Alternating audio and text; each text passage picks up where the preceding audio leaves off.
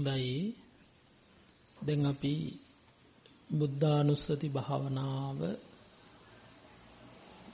වඩන්නට යෙදුණා. ඉන් අනතුරු එහෙම්මම අපි ආනාපාන සතිය ටික වෙලාවක් වඩන්නට යෙදුණා. විශේෂයෙන් බුද්ධානුස්සති භාවනාව වැඩිමෙන් අපේ ශ්‍රද්ධාව තමයි වැඩෙන්නේ. ඒ විතරක් නෙවෙයි වීරියත් වැඩෙනවා. මොකද ඒ බුදුගුණ මෙනෙහි කිරීම හා එක ඉරියව්වක ඉඳීම කියන වීරියක් එතන වැඩෙනවා. බුදුගුණ මෙනෙහි කිරීමේදී සිහිය වැඩෙනවා. ඒ මෙනෙහි කිරීමේදී හිත එකඟ වෙනවා, සමාධිය වැඩෙනවා. එතකොට මේ බුදුගුණ පිළිබඳව අපිට අවබෝධයක් එනවා, ප්‍රඥාව වැඩෙනවා. පංච ඉන්ද්‍රිය ධර්මයන්ම වැඩෙනවා. බුද්ධානුස්සතිය වැඩිමින් විශේෂයෙන්ම ප්‍රධාන වශයෙන්ම සද්ධාව තමයි වැඩෙන්නේ. පැහැදීම රත්නත්‍රය පිළිබඳව. ඒ පැහැදීම තමයි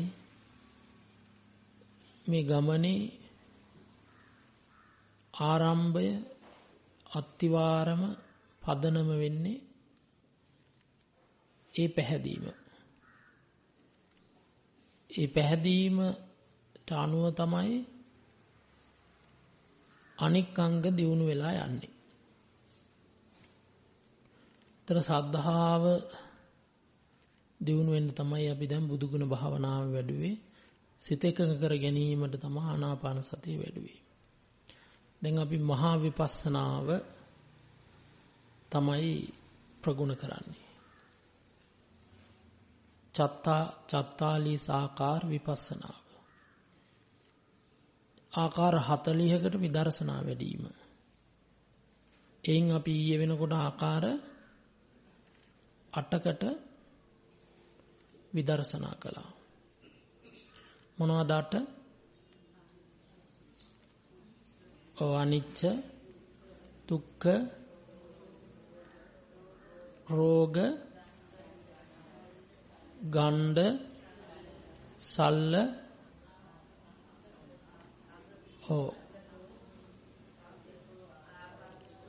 අගතෝ, ආබාධතෝ, පරතෝ කියන කොටස් 8 කියන්නේ සිංහලෙන් කිව්වොත් අනිත්‍ය කියන සිංහලෙන් කිව්වොත් ස්ථිර නැති බව, ඇති වෙන නැති වෙන ස්වභාවය, වෙනස් වෙන ස්වභාවය. ඊළඟට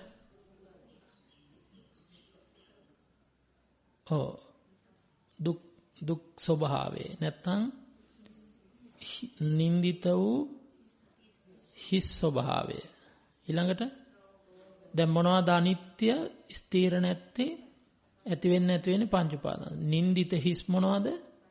පංච උපාදාන. ඊළඟට රෝගයක් බඳුයි පංච උපාදාන. ඊළඟට ගණ්ඩතෝ. ගණ්ඩ කියන්නේ ගඩුව. එතකොට ගෙඩියක් බඳු. මොන ගෙඩියක්ද? පැපල් ගෙඩියක්ද? එහෙනම් කුණුණු පණුව පිරුණු සරව ගෙඩියක් බඳුයි. ඊළඟට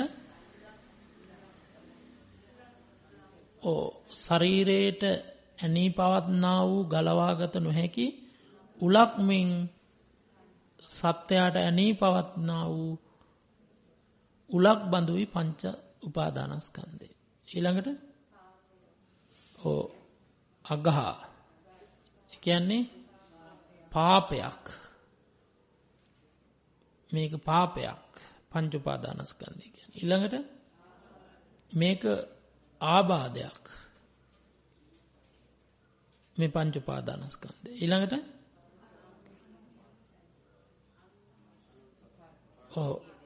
පරතෝ අකීකරු, තමාන්ට අයිති නැති, අසත්පුරුෂ, තමා වසඟේ පවත්තා ගන්න බැරි එකක් තමයි පංච උපාදානස්කන්ධය. ඊළඟට ඒ 8 එච්චරයි. ඊළඟට අද 9 වෙනි එක තියෙන්නේ. මොකද්ද? පලෝක. පලෝක කියලා කියන්නේ මොකද්ද?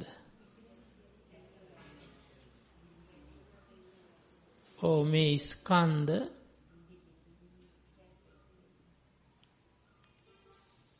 කැඩි කැඩි යනවා.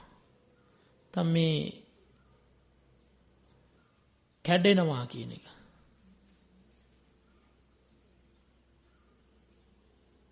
පලුජ්ජති කියලා කියන්නේ කැඩෙන ස්වභාවයට.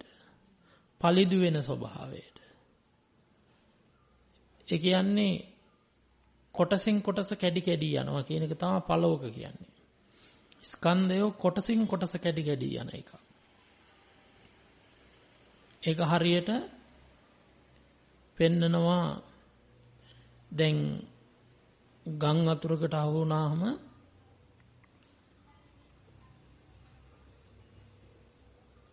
ඒ ගම් වතුර ගහගෙන යනකොට සමහර විට පස් වැලි කඳු ටික ටික කැඩි කැඩි හොදගෙන යනවා. හරියට ගම් වැවක් කැඩෙනකොට වතුර කාන්දු වෙන්නේ පොඩ්ඩයි. ඒ චුට්ට චුට්ට කාන්දු වෙවි යනකොට කැඩි කැඩි යනවා. ඉතින් කැඩි ගිහින් අන්තිමේදී මුළු බැම්මම කැඩිලා යනවා. වතුර ටික ඔක්කොම යනවා. ටික ටික කැඩි යන බව තමයි පලෝක කියන්නේ. එකපාරට නෙවෙයි ගම් වතුර නිසා ජල ගැලුම් නිසා විනාශ වෙන්නක් මෙන්.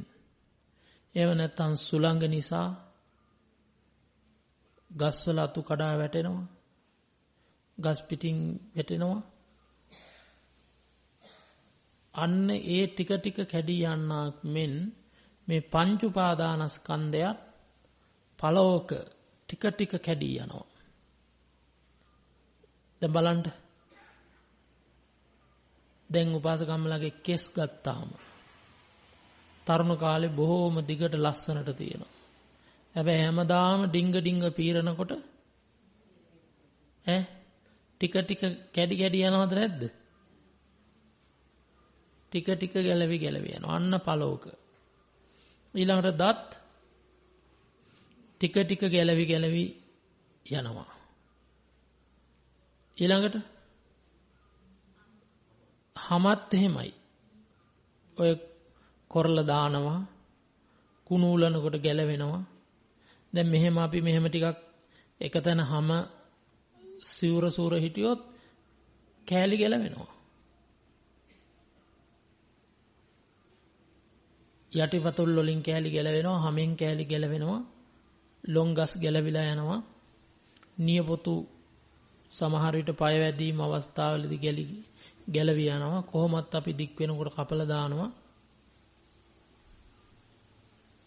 ඊළඟට පය වැදීම් නිසා ඇඟිලි සමහර විට තුවාල වෙලා මස් කෑලිත් එක්කම ගැලවිලා යනවා. ලේ ගලනවා. ඊළඟට සමහරුන්ගේ අත් කැඩිලා යනවා. සමහරුන්ගේ අත සම්පූර්ණයෙන්ම කැඩිලා ගියාම කුඩු වුණාම මොකකට හරි අහු වෙලා හරි නැත්තම් ඔය සමහර වඩු වැඩ කරන කට්ටිය වඩු මැෂින් වලට ඇඟිලි අහු වුණාම කැපිලා යනවා. සමහරට අත් අහු වුණාම කැපිලා යනවා. ඔය විදිහට ශරීරේ කෑලි ගැලවි යනවා. කොහොමත් අභ්‍යන්තරේ ශරීරයේ අභ්‍යන්තරේ සෑම රූප කලාපයක්ම මේ මොහොතේ බිඳි යන්නේ. ඒ කියන්නේ දැන් පලෝක ස්වභාවය, පලිදු වෙන ස්වභාවය, කැඩිලා යන ස්වභාවය, විනාශ වෙන ස්වභාවය මේ රූපේ තියෙනවා. හටගත්ත තැන ඉඳලා මැරෙනකම්ම මේ රූපයේ නොයෙක් පලිදු වීම වෙනවා. එක එක ආකාරයේ පළුදු වීම වෙනවා මේ රූපේට. සමහර විට හදවතේ රෝග එනකොට පපුව මැදින් පළලා පළුදු කරලා දාලා පපුවත් පළලා ඒකේ තියෙන ඒ ඔපරේෂන් කරලා ඊළඟට ඇතුළෙම දිය වෙන්න මහුන් දාලා හෘදේ වහනවා. ඊළඟට පිටින් කපන්න මහුන් දාලා ඔන්න මේක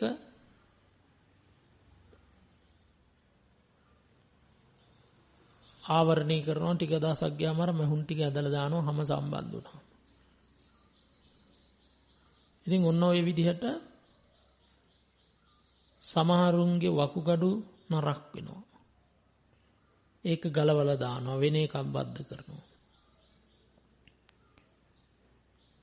ඔය විදිහට අභ්‍යන්තරයෙන්ද පළිදු වෙනවා.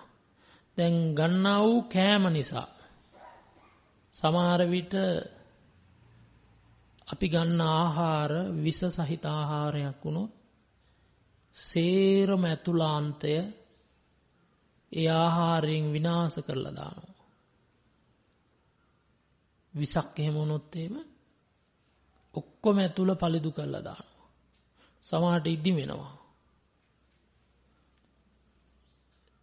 ඉතින් ඔන්න ඔය වගේ ආහාර පාන නිසා නොඑක් දේවල් නිසා ස්වභාවික විපත් ජල ගැලවුම් රියානතුරු බෝම්බ පිපිරීම් තවත් නානා දේවල් නිසා මේ ශරීරය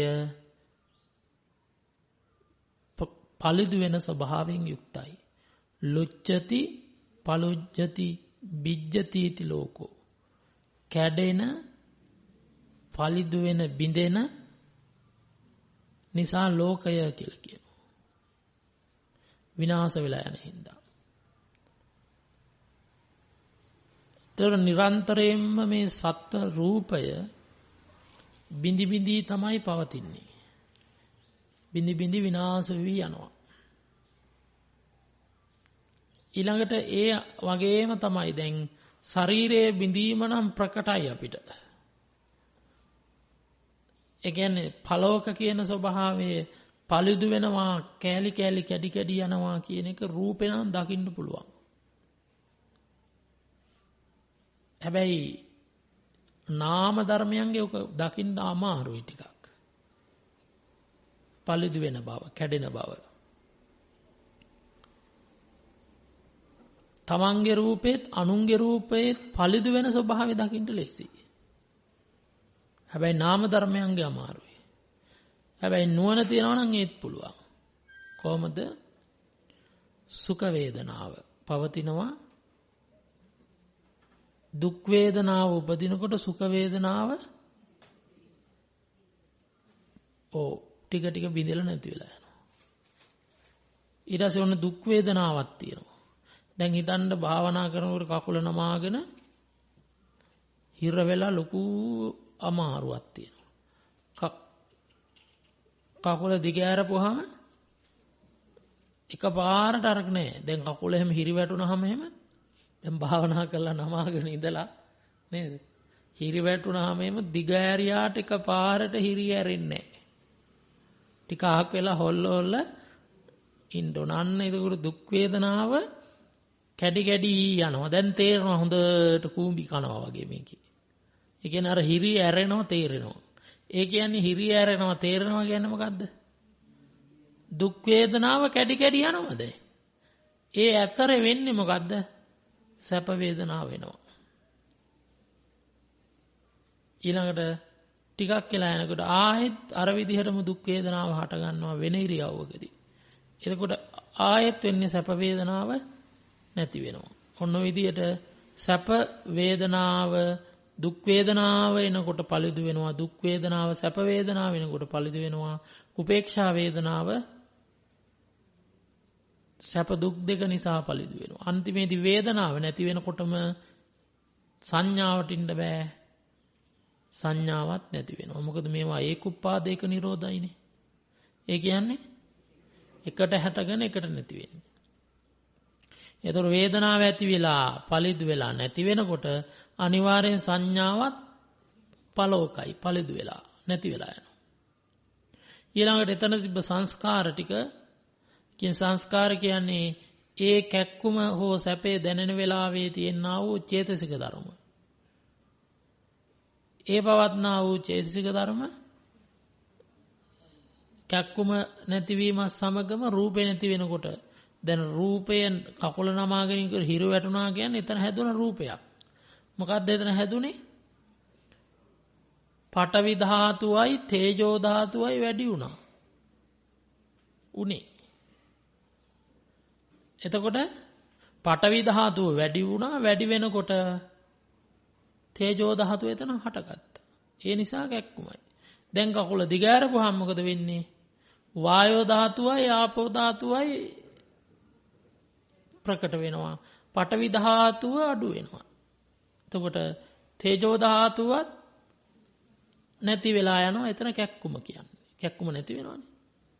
එතකොට ඔන්න අන්න පඨවි ධාතුව හා තේජෝ ධාතුව හටගත්තා.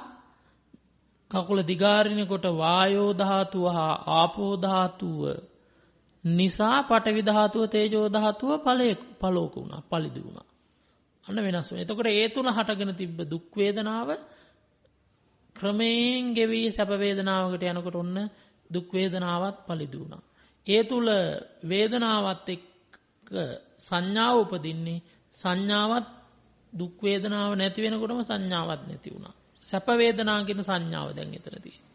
ඊළඟට එතන තිබ්බා වූ ඒ චිත්ත ස්වභාවයේ චෛතසික ධර්ම ටික සැප සංඥාව එනකොටම දුක් සංඥාව නැති වෙනකොටම ඒ තිබ්බ චෛතසිකات නැති වෙලා සැප සංඥාවට අනුව චෛතසික හැදෙනවා. ඊළඟට සිත දුක් වේදනාව දැනගන්න සිතක් නම් තිබ්බේ සැප වේදනාවට එනකොට දුක් වේදනාව දැනගන්න හිත නැති වෙලා සැප වේදනාව දැනගන්න හිත පහළ. එතකොට ඔන්න වේදනාව සංඥාව සංඛාර විඥානයත් පලිදු වෙලා යනවා. වේගය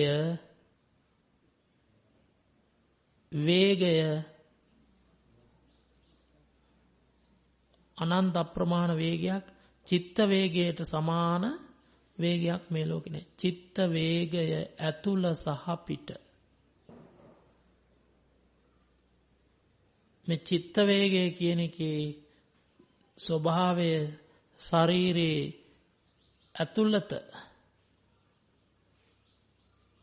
ඇතුළත හා පිට කියන මේ දෙක එකතු වීමෙන් ඇතුළ සහ පිට කියන රූප එකතු වීමෙන් එතන සිතක් හැදෙනවා. ඉතින් ඒ හැදෙන්නා වූ සිත කියන්නේ දැන් මෙතන නම් කයයි පහසයි කය ඇතුළතයි පහස බාහිරයි මේ නිසා හටගන්නා වූ වේගෙන් සිතක් පහළ වෙනවා. ඉතින් ඒ එතන එකක් නෙවෙයි සිත් වැලක් සිත් කෝටි ගාණක්. ඒත් එක්කම වේදනා සංඛාර විඥාන ඊට අනුව අප්‍රමාණ වේගෙන් පහළ වෙනවා බිඳෙනවා. ස්ථිරව තියෙන්නේ. අන්න එතකොට නාම ධර්මات පලිදු වී බිඳී නැති වී යනවා. රූප ධර්මේ නම් අපිට නිකම්ම තේරෙනවා. මේක පලිදු වෙන බව. දැන් සමහරව හිටගෙන ඉන්න ගාම එහෙම්ම වැටෙනවා. අපේ හාමුදුරු කෙනෙක් කිරිය හිටගෙන ඉන්න ගාම වැටුණා. වැටිලා තියෙන උකුල් ඇටේ කැඩිලම.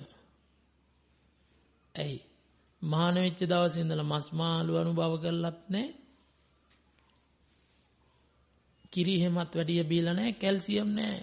ඉතින් අර උඩ තියෙන බර දරාගෙන ඉන්න බෑ කඩාගෙන වැටෙනවා. ඒකෙන්ම ලෙඩ වෙලා ඒකට රූපත් කරද්දී ඊළඟට හෘද ආබාධයක් ආවා ඒකෙන්ම තමයි මැරුනේ. දැක්කනේ? ඒ කියන්නේ ඇතුලෙන් දිර දිරා ගිහිල්ලා. කොයි වෙලාවෙ ඇදගෙන වැටෙයිද දන්නේ නේද? ආයි 10 දිනකට මාළු කෑල්ලක් පූජා කරන්නෙත් නෑනේ. මට නෙවෙයි මං කියන්නේ. මන්න වලදන්නේ නැහනේ. ඉතින් මොකද වෙන්නේ දැන් සීලේ හොයනවා කෑමෙන් කට්ටිය. කෑමෙන් සිල් හොයන්න යන්නේ කවුද? නිගණ්ඨනාථ පුත්‍ර. ඒතර බුද්ධං සරණං ගච්ඡාමි නෙවෙයි. කවුද? දෛන මහා වීරං සරණං ගච්ඡාමි. එතකොට වෙන්නේ. ඉතින් සමහර විට ඒ හාමුදුරුවන්ට තවත් කාලයක් ඉන්න තිබ්බා. නේ. අන්න අර විදියට ගියා. ඒකෙන් කොහොමත් ඉතින් පළෝක කියන්නේ ඕක තමයි. ඉතින් ඒක තව 100ක් හිටියත් කැඩිලා යනවා හැබැයි. එතකොට දැන් මේ ඇඟේ තියෙන බර දරන්න බැරි වෙනවා. කොහොම හරි ටික මොනවා හරි අර විටමින් ಜಾතිය නැති හින්දා දිරුවා කියයි මේක නැති හින්දා දිරුවා කියයි කොහොම හරි ඉතිරලා අභාවයට යනවා. ඒක තමයි මේකේ පළෝක කියන ස්වභාවය. පළුදු වෙනවා කියන ස්වභාවය. දැන් හොඳට පරීක්ෂා කරලා බලුවොත් මොකක් හරි තියෙනවා. හැම කෙනාටම චූට්ටක් හරි තියෙනවා මොකක් හරි. ඒ කියන්නේ පළිදු වෙනවා. ඇතුළත පළිදු වෙමින් පවතින්නේ දැන්. ඔය පළිදු වීම ටිකක් වැඩි වුණාම තමයි අර උපකරණයටත් අහු වෙන්නේ. එතකොට ඉතින් සමහර විට පළිදු වෙලා සෝපත් කරන්න බැරි තරමට. අන්න ඔය විදිහට රූපේ පටන් පංච ස්කන්ධේම දකින්න කියනවා කොහොමද? පළිදු වෙන දෙයක් වශයෙන්.